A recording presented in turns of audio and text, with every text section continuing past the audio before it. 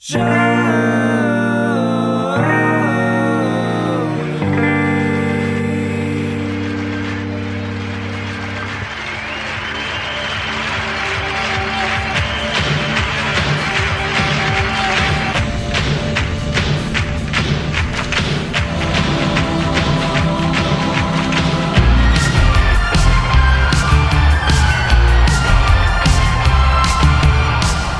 hello, everybody. Welcome to another installment of Show to Be with Mike G, the show of life, the show of Santa Rosa, California, fashion, cocktail competitions, USBG Austin, and so much more. Today's guest, the president of USBG Austin and also assistant general manager at Midnight Cowboy here in Austin, Texas, Miss Alexis Mijares.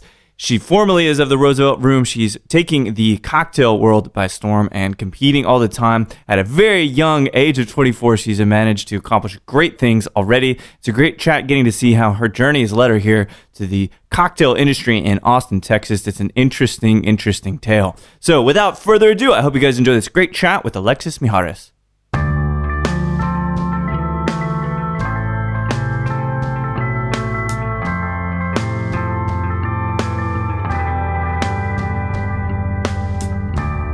About the press so much for me, because I think if it was, I would be like seeking that out more. It's definitely more so about the community. You know, like I kind of fell into the cocktail world at this point in my life where I was kind of going through some like really tough stuff, and finding like a bar family and finding like that at the Roosevelt Room was really helpful getting through that time. And it was just as I continued to grow and saw all these like really crazy relationships people had and how close everyone was, I wanted to be a part of that. So I just kept kind of looking for ways to kind of like squeeze my way in. Yeah, which makes sense. Yeah, so it's very much so a community thing. It's why I'm, so passionate about the USBG. And I think that what's really unique about the beverage community is it's all about relationships, you know, and you have to be really mindful of building those relationships, and then you start doing like competitions and like you make friends from like all over the country who you maybe don't see all the time, but they become some of the like most supportive people in your like circles. Yeah. And you can call on them and they'll connect you with someone else if they're not available. It's a great network. It's crazy. It's people, yeah. It's crazy how special our community can get with each other. They're special, all right. I think that like, but there's this uniqueness of the bond that gets created in like friendships through different programs. You've got like Camp Run-A-Muck and King Camp 2, and those help develop friendships. And then you go to like regional conferences with USBG and different competitions that like you're in these like high pressure environments, but you're surrounded by other people who like feel that just as hard as you. Right. And it's very rare that you have anyone in those competitions that's really like, oh, I'm here for me. It's always like, what can I do to help you? Like, you need this, someone's missing this, they're the first person to bring it. Because it's never, at least for me, it's never about being better than anyone else. It's about being better than myself.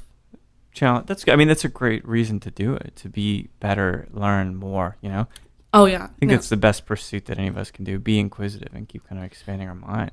Totally. And that, like with World Class, that's been so insane, because that's what they really market the competition around, which is why it really attracted me. Is I had this really great conversation with Tyson Bueller and Andy Seymour when they came into town to do like their seminar. Yeah. And it was kind of at a different point where I was taking a small break. I had just left the Roosevelt Room and was having some stuff going on with my family and was just feeling a little burnt out and like needed to take a step back. And was trying to figure out where that left me, because my identity was so much the Roosevelt Room that I was trying to figure out where my identity now became Alexis, the bartender, not Alexis, the bartender at the Roosevelt Room. All right. Kind of on your own 2 feet for once. Yeah, totally. Right? Totally. And so we had this great conversation where they were told me that World Class is about pushing yourself and figuring out what you're capable of and creative boundaries, and you really everything's so left to interpretation with World Class. They give you very few rules, and they do that on purpose because they want to see how you take those and what you do with that. And like, everyone is so wildly different too. So it's been this really cool process of like seeing actually how strong I am and how much all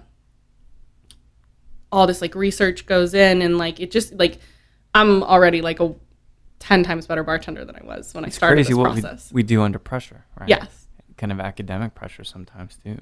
But you mentioned this piece about community, and I had a conversation just a few days ago actually. Do you catch people running their mouths sometimes about brands and things?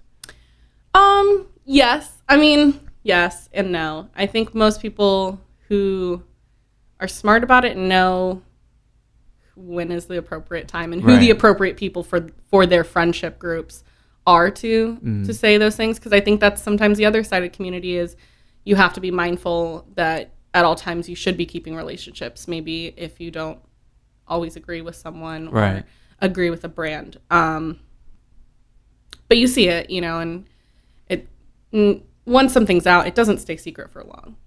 Not with so much alcohol involved. That's right.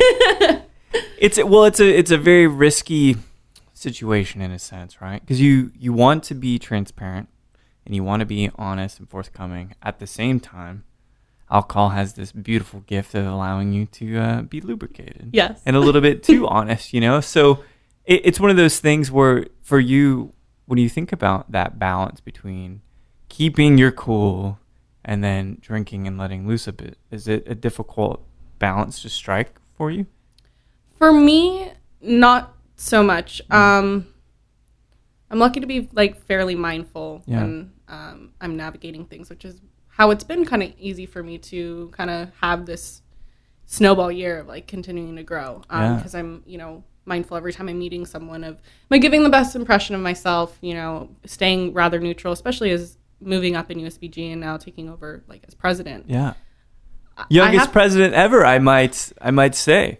Maybe. Yeah. That's. I think about the previous presidents, and they're more your senior. Absolutely. Oh, for sure. Yeah. No, and it is kind of silly because I'm definitely like one of the younger crew, kind of the new generation of the cocktails that is coming up, and it's a lot of responsibility to protect this market, and I'm lucky to be able to have such good relationships with people where they're really rooting for me, but they're also there to kind of be a helping hand if I need it, which is awesome. But that's definitely something I try to be mindful of. You can only have so much maturity as you get older, and life experience. So I do try to be really mindful of staying very neutral. Yeah. Diplomatic. Well, now you're the president, president pro tem or whatever they're calling it right now. Interim president. Interim until I guess there's an election in which people probably will discern or they'll determine the same thing. Yeah.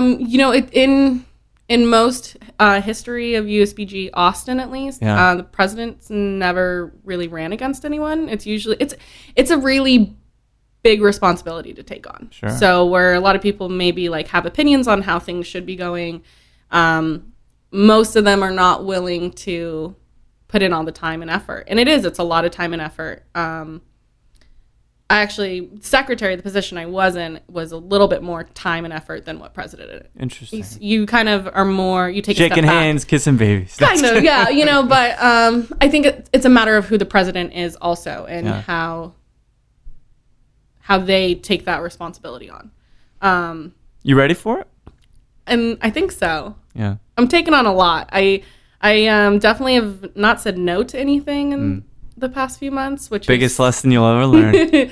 Which is creating an interesting challenge. But I love this industry, and anything I can do to kind of be an ally to its growth and the Austin market's growth, because I think we got a little sleepy for a while, and we're now kind of picking back up into being a market that people are looking at again. Yeah. Got some power, got some spending and economic capacity. That's one of the things, right? As Austin has a lot of spending power.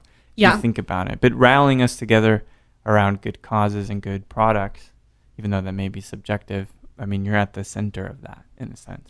Yeah, and that's where, so USBG in Austin, I think, where our biggest challenge is, Austin is a premier market. When you're looking at a brand side and looking at the relationships that brand partners have in Austin, there's not as much of a need to call on USBG.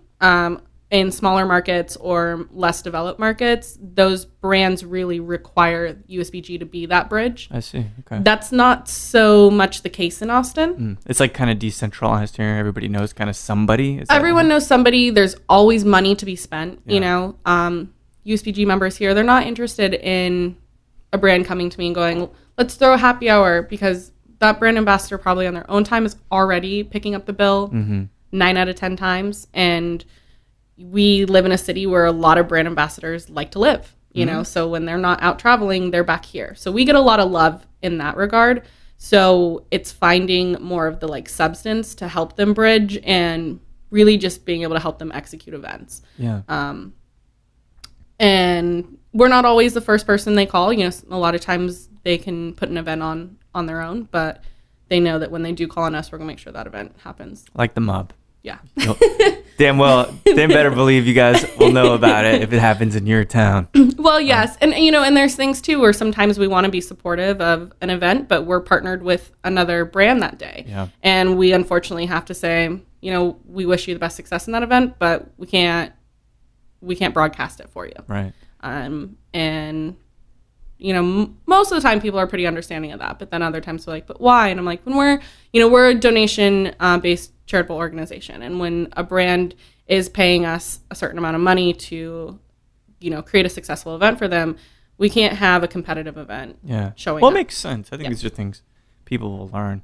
So there's something in what limited research I can do about people sometimes, you know. I stumbled upon a city that my grandparents lived in. I visited a lot when I was a kid, known as Santa Rosa, California. Santa Rosa, California. Yeah, I visited a whole lot when I was a kid. Really? Actually. Okay. And if I understand correctly, this story begins in Santa Rosa. Is that fair? Or California in general?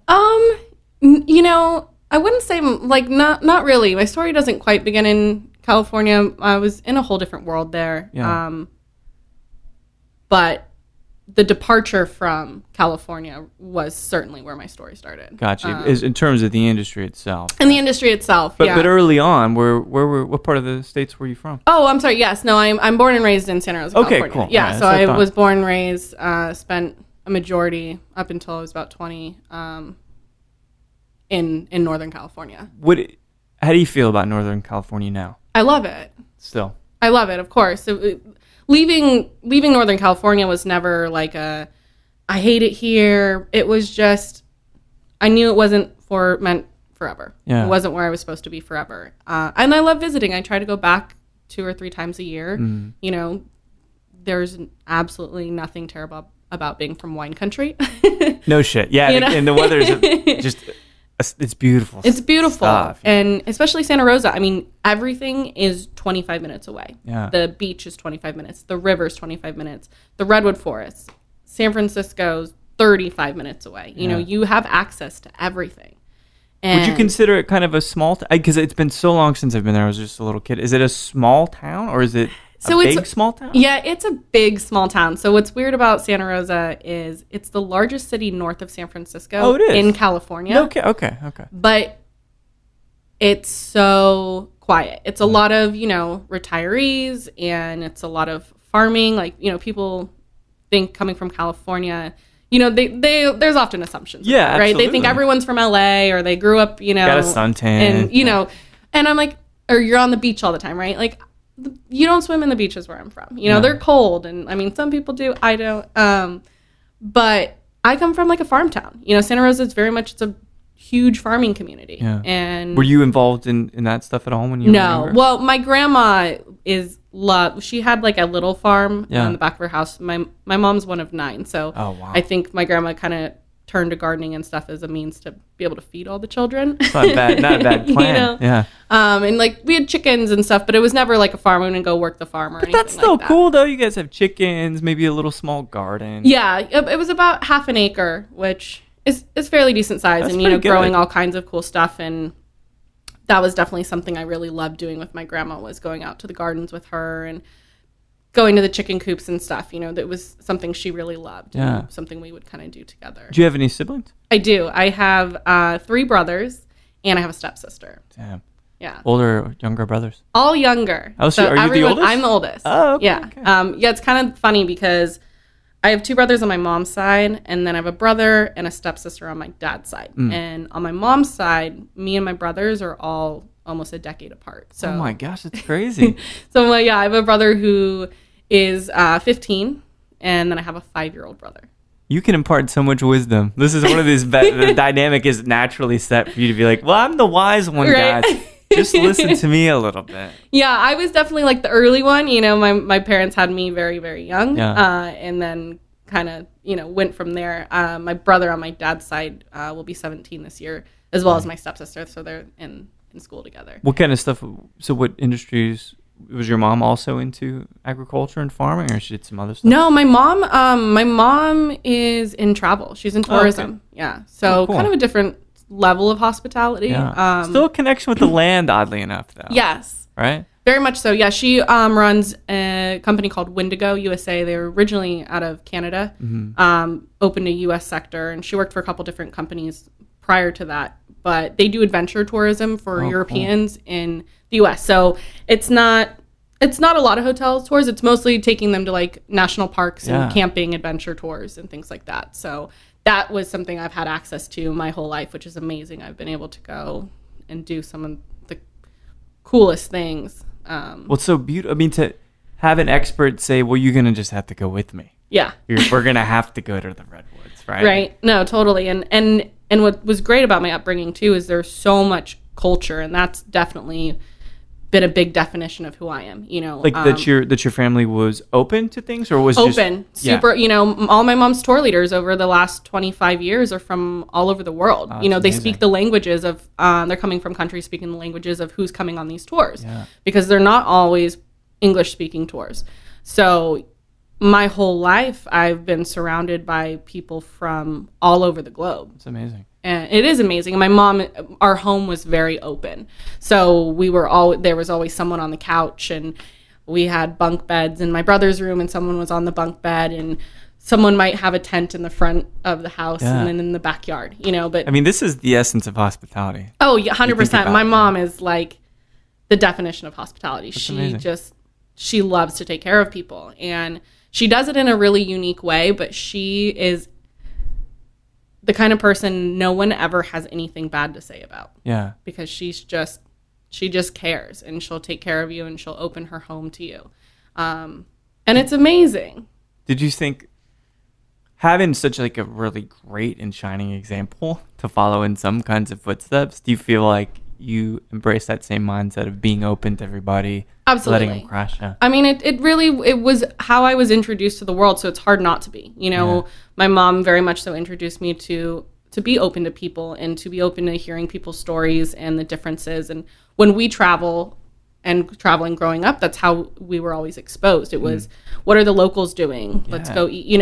We were never far apart from them. Yeah. And so I've had that, they helped raise me. My mom, she was 18 when she had me, and she started working at a company at the time called SunTrek, and she was first just their receptionist while I was very young, and ended up working her way into being the GM of the company. Yeah. And I grew up in helping the tour guides wash their cars, and I'd charge them like $1, right?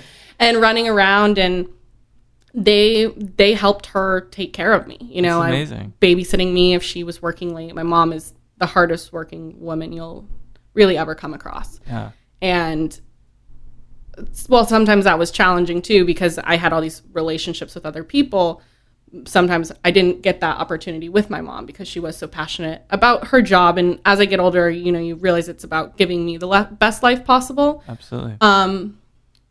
But it was great because I literally have friends in every country. Yeah. Pretty much. To have that exposure. The problem with when you're young is that you have the capacity to learn everything, or you have the capacity to learn nothing. Yeah. So it's up to your parents to set the guideposts, right? They're gonna keep them really wide and keep all of the cultures open in terms of food, in terms of drinks, in terms of language, or they're just going to keep it to DQ in a small Texas town, you know? Totally. Yeah. And it's funny because... No offense to DQ, I love DQ. But...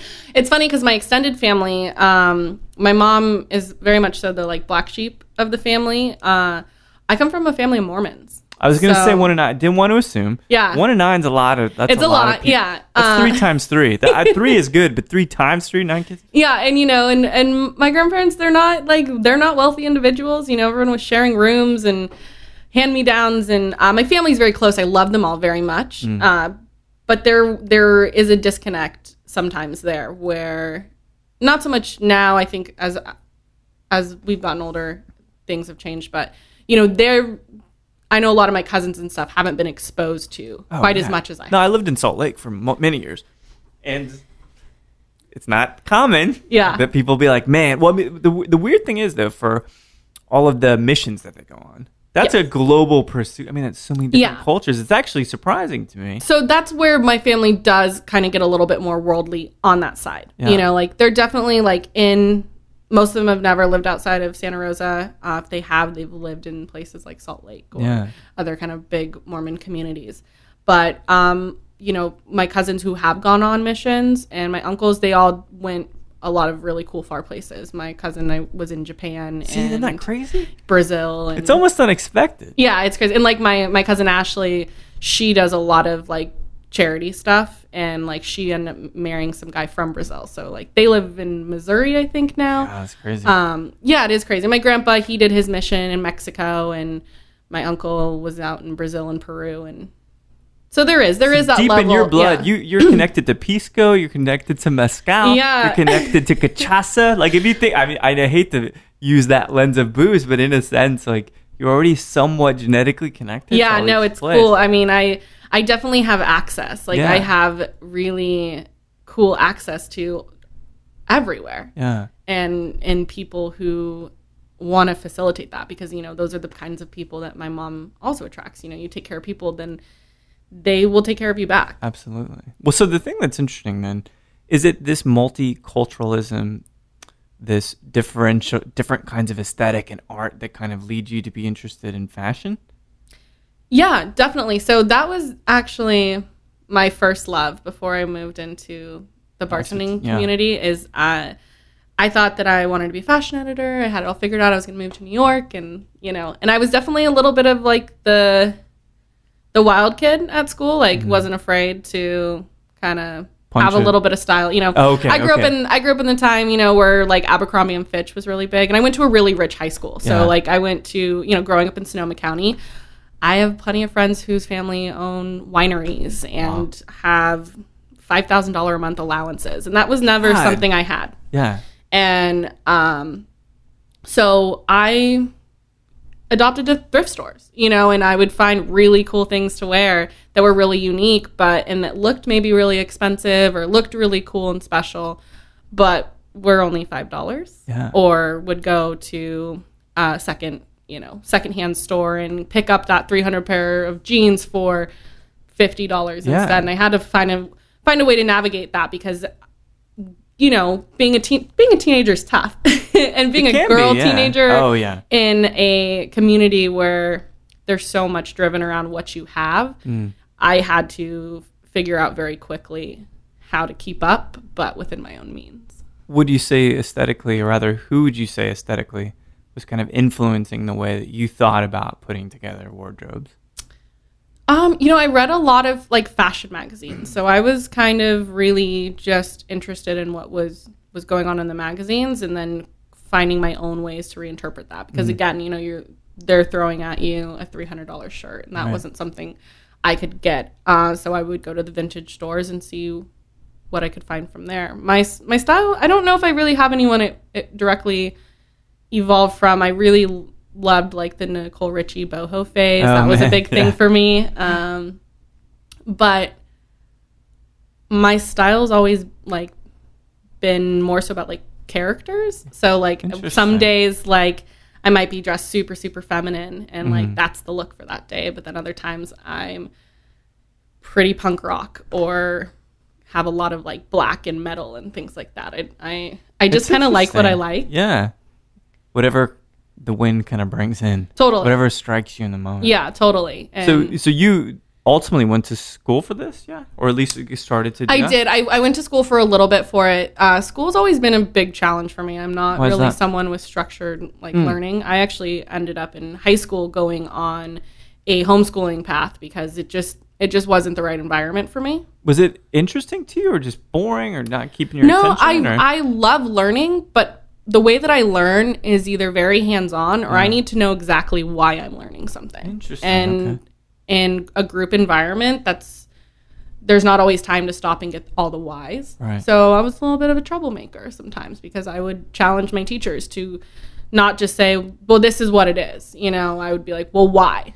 Why is this? Give me some context. Well, like science Okay. classes all the time. Like I remember in like physics, I had this terrible teacher. I'll never forget him. I don't remember his name, so I guess I will forget him. But Never forget that damn mustache. never forget whatever his name is. Yeah. And we were learning just like simple like physics things and asking him like, okay, so I understand that you're telling me this. I honestly don't really know if I have great examples. It was just. But what's your question to him? If he's like, Alexis, these are one of the rules of thermodynamics, and then what's your way to approach him to say, okay, blank? Like what is? Yeah, it would just be like, but why is that? Like, take me through why that is a thing. Like, how does that happen? You know, and there's not always time for those more intricate learnings. You know, and does he think? I would imagine the teachers just think you're trying to subvert them in a sense, right? I think so. You know, because I think then they see it as you like challenging their authority, and certainly that was something I also did, so that didn't help me because I've always I'm getting a blurred message already. Yeah, I know I've always been kind of I have no problem challenging something, you know, of why something is the way it is. And punk rock, man, little punk in the rock. blood. Yeah. I had the angsty emo phase for sure. We all do, right? I still have the same bangs from when I was in my early 20s, so I'm just lucky enough in my late 30s to be able to have said bangs, which is nice. But I just switched back. I had the blue hair in high school, and then I went back and had blue hair for about most of last year, and I'm now kind of going back into the neutral phase. But it comes out of me. It comes out. I'm sure. Ebb and flow, man. The colors, the darkness, the seasons. Right? Yeah. So how long were you doing proper, I guess you could say, the school piece? Not long. No. Like really like a semester. Oh, wow. Where was it? In Santa Rosa as well? Yeah, I was at the junior college, and then I was dabbling into FITM, but it just wasn't really the right environment with, again, their private school and like trying to navigate getting scholarships and things like that. Yeah. But I got into costume design, like really costume. Yeah. So and costume lingerie design. So really like niche field, right? Yeah. And it was tell me what's the perfect example of this. I'm not familiar with this field. Is it movies, TV? No, I mean, it's a lot more. So I mean, there's no real like longevity. It was just, again, something that I had fun doing. Yeah. It was like when I was in my early like 18, 19 kind of like rave kid days. Sure. And doing like go-go dancing. So you outfit a lot of like, you outfit like a lot of go-go dancers and performers. It's a lot of like those kind of performing arts. So you're putting together these beautiful pieces that are costumes, but, you know, scantily clad. Yeah.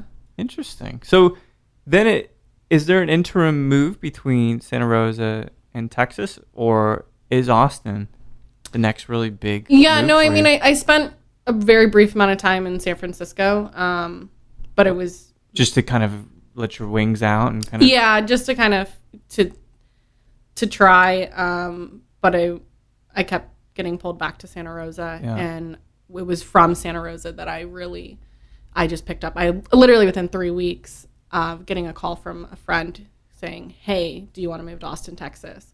I had packed up my bags and was out here. Well, real quick, what kept pulling you back to Santa Rosa? Family stuff? My family, I think. Was it that they needed you? No, not so much, but it was this level of comfort, and I think that's why I had to make such a dramatic move. Was that it was easy to just continue to be with my family because I love my family so much, and they're all so close, and that was a hard thing to give up, but that's why I had to kind of be so drastic about it. And I was just like, okay, I'm going, and if I don't go now, I was worried I maybe would never do it. perfect analogy, and hopefully you've seen Harry and the Hendersons. No. Okay. Well, there's a scene, and it's certainly not a spoiler, but suffice it to say, he's got to make a hard decision to break the family up because it's sometimes the only way you can get out of the nest and really evolve. Yeah. No, 100%. And I just, I was comfortable, and I wasn't really doing anything I was passionate about anymore, at least not in a way that was growing me. And, I'm 20 at the time and going, okay, I said I would leave to New York when I was 18, and then that never happened, and then kind of played with the idea of San Francisco, but that wasn't really happening the way I wanted it to happen either, and was just like, I gotta go somewhere. And Austin was offered to me. I was also out on the road doing one of my mom's tours, so I was doing this au pair tour. Oh wow. Yeah, where I was doing a loop, basically San Francisco to Yosemite, to the Grand Canyon, Vegas, Lake Havasu, Southern California, and back around. Nice loop. So I was in the Grand Canyon when I got the call from my friend saying, hey, I really need you to move out here. Why did they need just the support, the job? What exactly? Some personal. She was having a hard time out here. Yeah. Is she still here? By the she's way? Actually not. She's back in the Bay Area where we were friends originally, and our friendship actually pretty quickly dissolved once I got here. But which is why she needed a friend. She had a hard time connecting with other people, and her boyfriend, who she'd moved out here with, that wasn't really going very well, and she had a room that needed to be paid for. And I was like, yeah, I'm not really doing anything. I've never been to Austin. And I was like, let's do it. I was supposed to go to just kind of help her finish her lease, which was 5 months. It was going to be 5 months. I didn't actually take a lot with me when I moved out here. 2013, 14-ish? 2013? Yeah. Like that, right? 2013.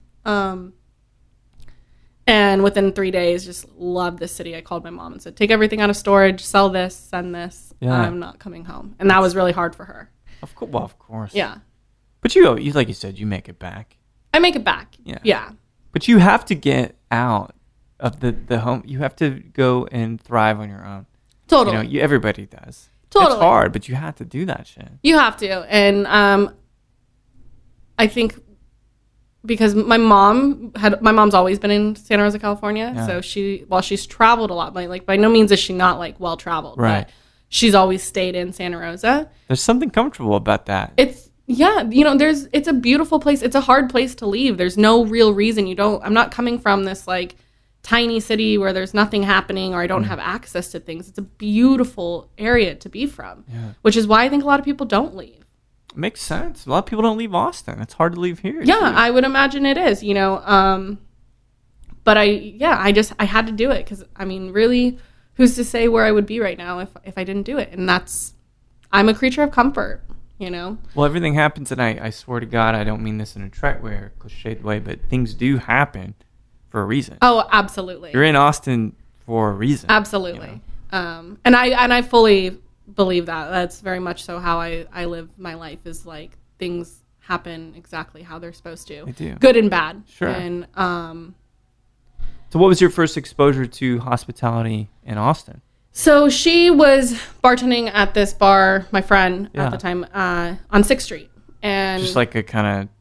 It's this bar. It's called Latitude. They do $2 Jaeger bombs all day, every day. But during South by Southwest, they have great British artists come and play. They're the British embassy during South by. Love that. But every other day of the week and year, it's just a bunch of Jaeger and Red Bull. I was in the spa industry before moving out here, and I had secured a job with this tanning salon, so kind of still staying on that. I've always been in hospitality in some regard. Yeah, absolutely. In a sense, I don't mean necessarily that, but the bar industry, there's got to be that transition. So I quickly moved out here and was supposed to be working for this tanning salon. Kind of came into it within a couple days, realized that I didn't really like the lady I was working for, and just said, all right, I'm just going to quit. Might as well. I came to this new city, and Larissa was coming home from working like bartending shifts with like $300-400 in her pocket, and going, well, I can get you some hours, and this sports bar that she was working at also, she's like, I can get you some hours serving, and she's like, you'll start walking with money, immediately. And so it was very quick. I picked up a job at Latitude as a shot girl. because I'm still 20 at the time. Sure. And, so I'm like convincing people to buy like $6 just trash, like purple geckos and the more colorful, sluts and the more better. And it was like this exciting world, right? I'd always been like a 9-to-5er, and I existed in these calm environments like spas and tanning salons where it was about like catering to very wealthy people and giving them what they wanted. And like, it was a whole new world. Like, and it was... You liked it, though. I loved it. I was, like, hooked. And I was like, how do I get behind the bar? Yeah. Every single time I was just, like, always trying to get behind the bar. Was there a moment where you started thinking from a creative perspective? So I always try to build these kind of parallels, right? So you think about outfits. Outfits are a mixture of color that have to coordinate. It's a mixture of textures, lengths, different fabric, all these different things, right? But it's a visual medium, But... once you start applying that same texture to your palette and to taste, then I could see maybe that same kind of compositional attitude. Yeah. Wanting to go into making drinks. Yeah, no, totally. I'm a very creative person. I always have to have some extension of creativity, which is why when I was, doing the spa thing, I was doing costume design on the side. Like that's always been prominent for me. And I loved watching people just throw together these flavors and make what at the time my palate thought was like good enough, like Vegas bombs were blowing my mind and like, and well, it all changes. But it was fun, because I've always loved cooking and kind of going back to my mom and having so many people in and out of the houses. Like our house was a party house, like, because my mom, she was still young growing up while I was growing up, 18, so in 20s. And like, I remember being like 13 and I would take all the shitty ingredients and start making people cocktails, and so I had always like wanted to get into bartending, but just didn't really know the world or how you go about doing that. So when I was given that opportunity, I had already loved it. I love flavors. So you kind of know how to work with them. When it's like a musician seeing a band and they then say, I know why I'm going to write music. For you, when you think about good cocktails, good spirits, was there a moment in which you tasted something, you're like, okay, now this actually may be a serious thing? Yeah, so, I didn't know anything about cocktails when I first started into the bar industry. I thought everything, like I said, all those like drop shots were like cool enough, right? And I started dating this guy who I worked with at that bar. He was a bartender there, and he was kind of just beginning to learn about cocktails. Yeah. And so when we started dating, he quickly like introduced me to that, and I like fell in love with it. Like I was like super like getting my hands on everything I could. That was about right around the time the Hey Bartender documentary had come out, and so we like had watched that and we were like, wow, this is so cool. And we quickly discovered Firehouse, right? So Firehouse, and we'd go and try some cocktails. And remember Carolyn Gill, who's one of my dearest friends now. And she's in the UK right now? She's in New York right now. Oh, she's in New York? Okay. So she was in the UK. She's back for a couple of months and planning her next departure out. Her visa had let go. But I remember that when I first started going there, I would bug her. I'd ask her all these questions, and she didn't know me, and so she'd be kind of like a little bit irritated. Right. Like, what? Why do you want to know what creme de cassis is? Like, why do you really want to know that? And it's funny because I've told her these stories too, because now we're like such great friends. But I was like, she's a badass. Like, I want to be doing that. How do I get to do that? And kind of was still not working anywhere where that was like a thing, where they were working with those ingredients.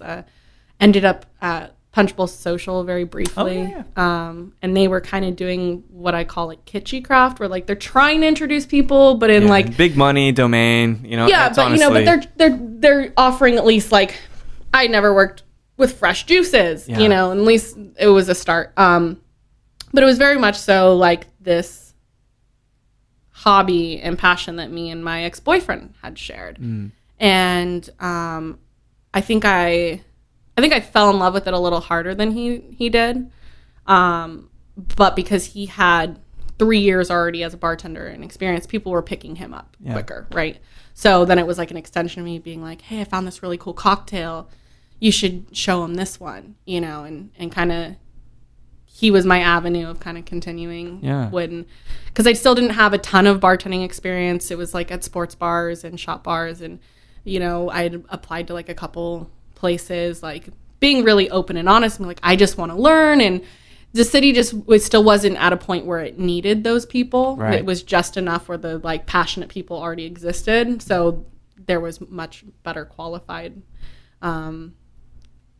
people to take those jobs. It was really this crazy accident of how I got into cocktails. The Roosevelt Room, for me, I was actually applying for the Madison. Oh, yeah. Door. Okay. So they had put a call out on Craigslist that they needed like high volume event bartenders. And I was like, yeah, okay. And I had known someone who had picked up a couple shifts there before and had remembered the name. And she had said she'd made good money. So I emailed and was like, yeah, I'd love an interview. And really quickly in that interview, Justin and I just started talking about cocktails. Yeah. And, you know, he's like uber obsessed. He's right? cerebral. Yeah. You know, and, you know, then he's like, well, what are your favorite books and this? And like, I'm getting all like tongue tied. He's like, what are your favorite cocktails? And what I thought like I knew like a decent amount about, I realized very quickly I knew absolutely nothing.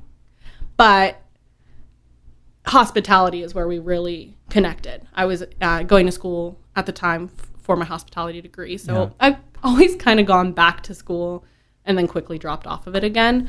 But we talked about like how much hospitality it was important to us. And I think that's where we really connected. And he gave me this unique opportunity and took me next door into a space that was like still being built. Yeah, like, yeah, you know, and I remember sitting there for like 30 minutes. He had like gone to the back. Marsh had been there to bring them some kind of award that they had won. Yeah.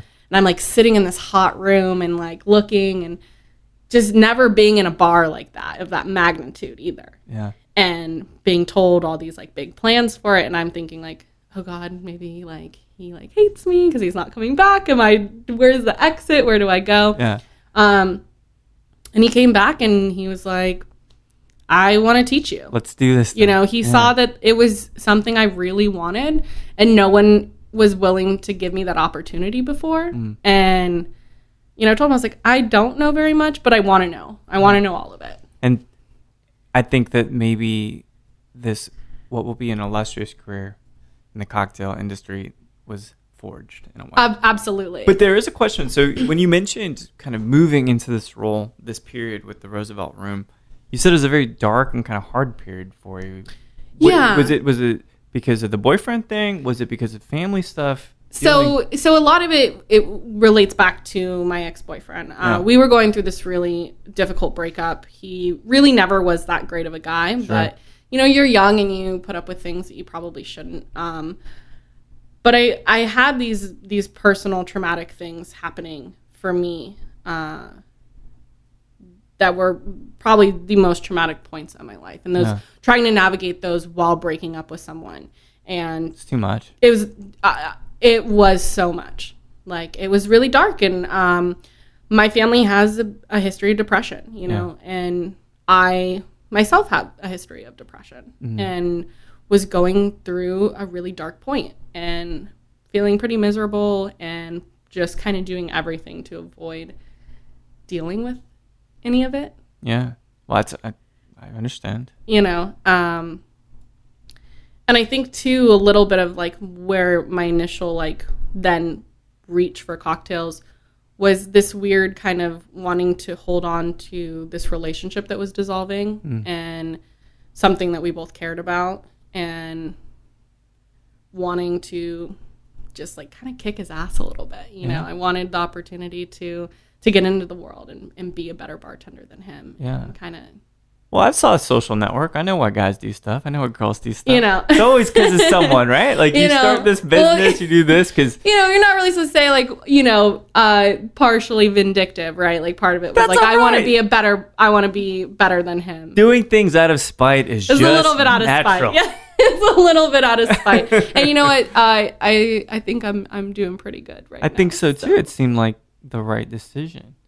Well, most recent opportunity, and I know Tacey came back into town, and I know Tacey was looking around and doing these things, and then turns out she starts manning. Well, I don't know if that's the right word, but she starts being at the helm of one of the finest cocktail establishments in Austin. Yes. Midnight Cowboy. Yes. So you recently accepted a position as assistant GM, is that right? Yes. You and Tacey are going to run what was a man cave. A man cave. Yeah. It was a boys' bar. This is so exciting to me. No, it's so exciting. It is exciting. And, there's never at any point been more than one female on staff. That's right. Jen was there. Yeah. Jacqueline, that was like it. But it was always only one. That's right. Because it was a boys' club and it was very much so treated that way. And I don't myself know as closely that like history. That's definitely more the older generation compared to me being kind of the old people, in other words. But that's more, me and Tacey, we've talked about this too. Like that was her generation. Those are her friends, that they were bartending or she was their boss at one point at Drinkwell and things like that. So she certainly understands the history of that place a little bit better. But we're very excited because a female's never been in charge there. Never. And now you've got 2 females in charge. That's amazing. Who's the third? Oh, you're saying just 2, just me. Yeah, just me, but that's Stacey and I. Yeah. Because it's been great. We never actually, so we both worked at the Roosevelt Room, but she came in on my departure. Yeah. So we'd never actually worked together. We had shared a few moments like in the hallway when she was kind of like in town before Bombay Sapphire and things like that. And we knew of each other and we kind of developed a friendship afterwards. You're in this community and we were being invited to the similar events and stuff. And, but it was never super close, right? We're finding we work so well together. That's amazing. No, it's amazing. Like our strengths and weaknesses are so well matched for each other. What's the main, if you said we've got one job to do now, what is that job at Midnight Cowboy? Because, as an aside, the original crew that opened that, there was something really special about that. Yeah. And regrettably, it deteriorated. And I've been outspoken about that. Because I love good standards, right? You could do so much great work. Well, it was forgotten about for a while, and it kind of started to unravel, is my understanding. I didn't really get to experience it firsthand, but from what I know, I think our biggest goal is to breathe some fresh life into it. Yeah. Because... Some order, maybe? Order, for sure. Yeah. But just also a level of caring. I think that it was neglected for a little while from all parties. Yeah. And working with Bill, he's really allowing us to turn this into a passion project and give it a whole new life, kind of a little Midnight Cowboy 2.0. Yeah. If you will. I think that's a brilliant way to look at it. But while still respecting the history, because in such a historic place, how do you not do that? And how do you not take some of those nods and you still have to appreciate them? By no means are we trying to come in and disrespect this space or not give it, the honor it deserves of being one of, the longstanding kind of cocktail giants of Texas and Austin especially. Absolutely. And it's been lucky that it really has existed on its own. The people continue to come in because most bars wouldn't have had that luxury. Like most bars, if things had really started to deteriorate the way that it was, they'd be done. They'd be shuttered. So you're excited. We're so excited. What would you say? So I imagine a new menu in the works. New menu. Structure. Huge new menu. When is all that stuff going live? So I know when. Yeah, well, you'll be invited for sure. Thank you so much. The invite will come. We are ambitiously shooting for an August 1st. Amazing. Big change around. There's some big changes. So, and we've gotten either really great feedback or a little kind of like, how can you do that? Yeah. But we're getting rid of one of the carts. Okay. Yeah, which is huge. But that's okay, though. Yeah. Maybe it didn't need... Sometimes you only know by reduction if it was too much to begin with. And we're keeping one. So it's like, we're not, like I said, we're not trying to just completely change everything, but there's ways to look at it and go... Obviously, some things aren't working. How do we redo that? We're putting in bar stools. The bar's never had bar stools. That's crazy. Yeah, but just there's 4. A beautiful bar. Yeah, it'll just have 4. But that'll be really special. That is cool. It's really cool. And then we're putting a patio bar in the back. Wow. Yeah, that's a beautiful patio. It is a beautiful patio, and like it's never been utilized. It's never been utilized other than smoking some cigarettes. Smoking cigarettes. That was it. Yeah. So yeah, we've been approved to put a patio bar out. That's actually going to start being the ground will break in a couple of weeks on that. Wow. And the inside will change a little bit because we're taking away one of the carts. We're restructuring to have 2 bartenders behind that bar because it's big enough space, but the way it's set up, it's never had a dishwasher. We're getting a dishwasher. Staff's really excited about that. That is so great. Yeah, and it's been great because they're really trusting us and investing in us to bring our vision for the place. It's a hell of a place to start. Yeah. Interim president of the USBG Austin chapter, assistant GM at Midnight Cowboy, a juggernaut of cocktail culture in Austin, as you mentioned. Yes. So this is all wonderful stuff. And before we kind of depart, I've got 2 more questions. Okay. So one that I love asking people because I don't know how you'll respond to this. I know it's not a psychological evaluation, even though maybe subtly this whole thing has kind of been that way, right? But let's say you're at your favorite bar in all the world, right? And you're drinking whatever fancies you. And you can have a conversation at that bar with anybody, living or deceased. Who might you like to sit there and have a conversation with? Oh, wow. I should have thought about this one more.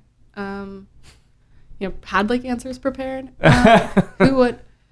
There's so many interesting people in the world. There's so many interesting people in the world, and I really have a love for history, which is why I love getting geeky with cocktails. So it's like really hard.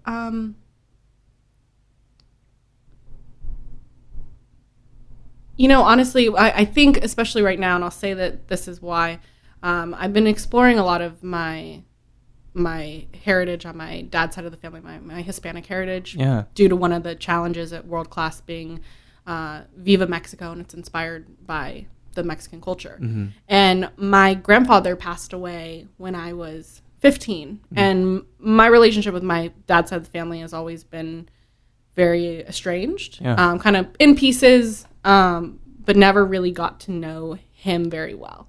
And I've been learning so much about him and knew kind of what he did for the Hispanic community in California. He was actually one of the big pushers for school board rights, for allowing Hispanic Americans to be in the school board systems. Yeah. And so I think I'd like to sit and have a drink with him. Amazing. I really would. I would like, he has so much wisdom. He's the kind of guy who literally wore the same outfit every single day and drove this really shitty car and ended up like just saving all his pennies and leaving my dad and my uncle a fair amount of money. But was so humble and just so much wisdom. I would just love to like get some of that wisdom from him because I've never been able to really firsthand experience it. That's a lovely answer. Yeah.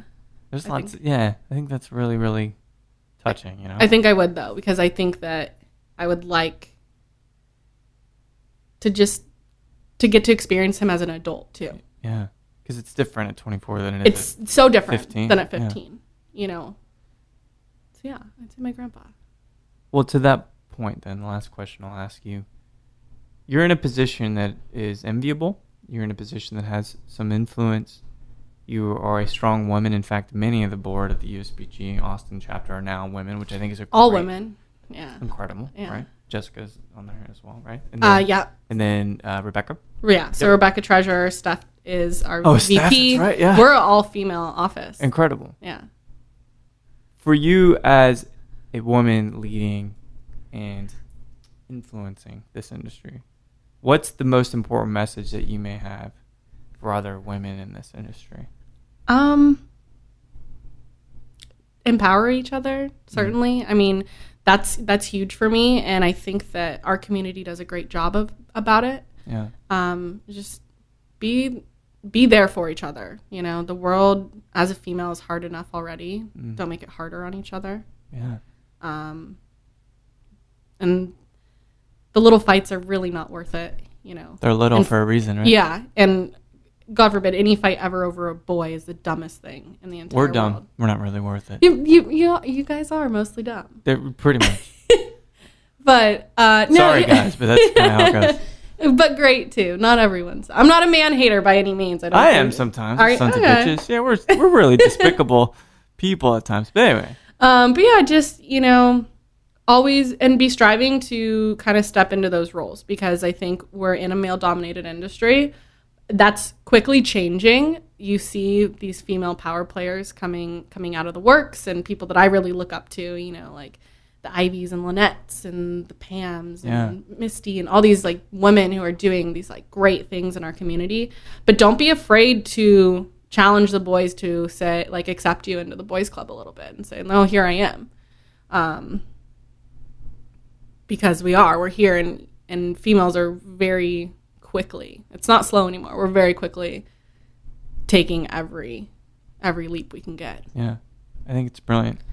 It's a great time to be in Austin. It's a great time to visit this reapproach, this kind of amazing 2.0 version of Midnight Cowboy. That is so exciting to me. We have a lot of ambitious things, and it's kind of crazy because I'm navigating now, taking over, you know, president of USBG, and then I've got World Class. I leave on Sunday for the finals, and you know, this is this huge competition that just takes everything out of you. Yeah. And then crazily, I'm building this program, and then I'm crazy dating someone who lives in San Antonio. Right. So like trying to manage all my time and all these different avenues and give them all the space and time they deserve. Yeah. Well, you have to break everything down to rebuild it even stronger. Yeah. That's the way it works, right? Yes. So, but it's been a pleasure finally, after all, I guess years now that we've known each other. Yeah. We haven't actually sat down and chatted. It's been a great experience for me, and I thank you so much for joining me. No, thank you. We'll have to talk soon, yeah? Yes. All right. Thank you, Alexis. Thank you. Well, there we have it. What do you guys think of Miss Alexis Mijares, the USBG Austin president? She's done so much in such a little time here in Austin. I can't wait to see what she does next. You know, she crafted the official drink of Austin for Frank, and then she's down there at Midnight Cowboy now, doing great things, continuing to expand her horizons and make a wonderful name for herself as a cocktail expert and innovator. So thanks everybody for listening to Show to V with Mike G. No matter how many more Bacardi people you meet this week, or if you're thinking Tiki Week can't be long enough, people, please keep dancing.